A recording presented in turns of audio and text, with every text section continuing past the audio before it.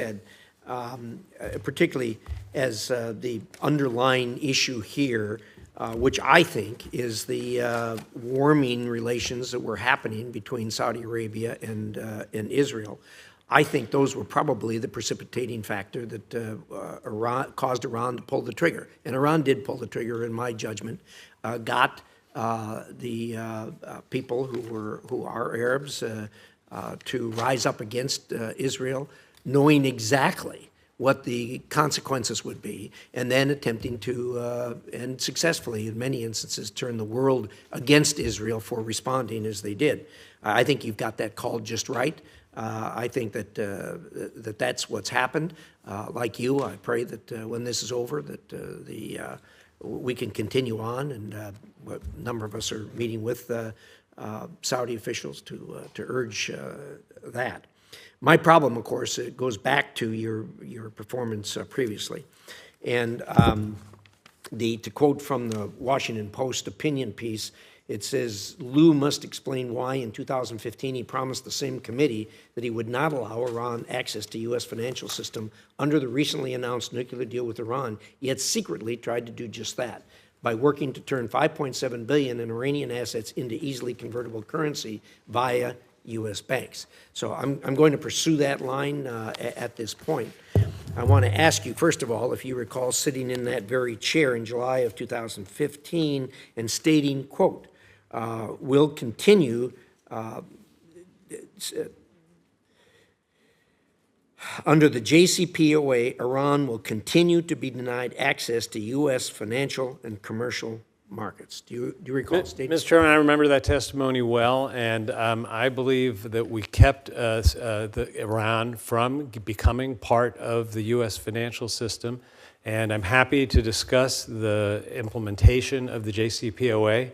I know you and I may not agree on the policy of that's an understatement. The JCPOA, but what we did was we implemented a policy that was transparent, that I testified before this committee on in terms of what was being done.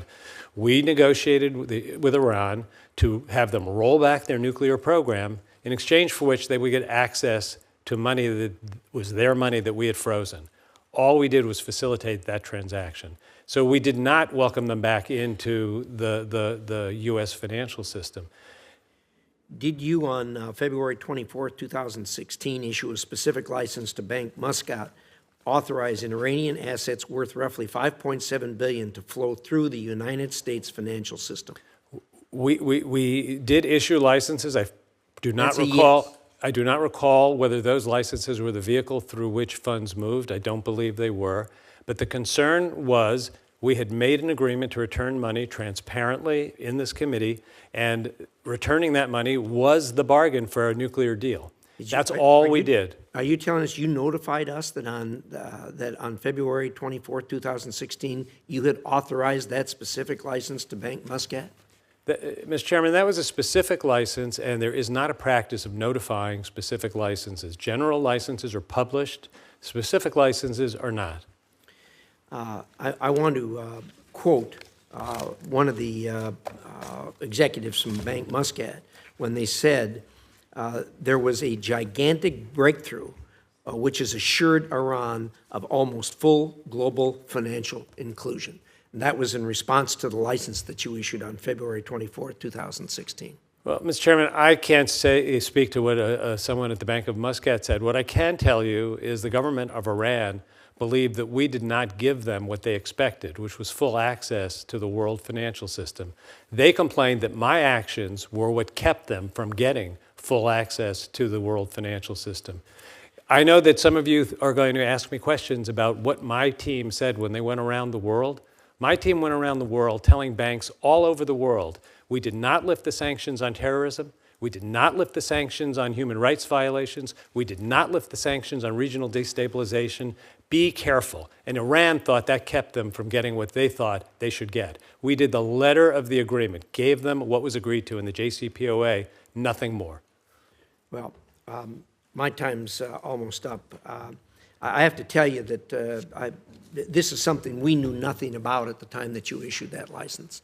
And we believe that that was a direct contravention of what you told us here in this committee in July of 2015. And to be honest with you, I am deeply disappointed with that. As I said, to me, this whole thing's about Iran. And holding hands with Iran under the table doesn't work for me.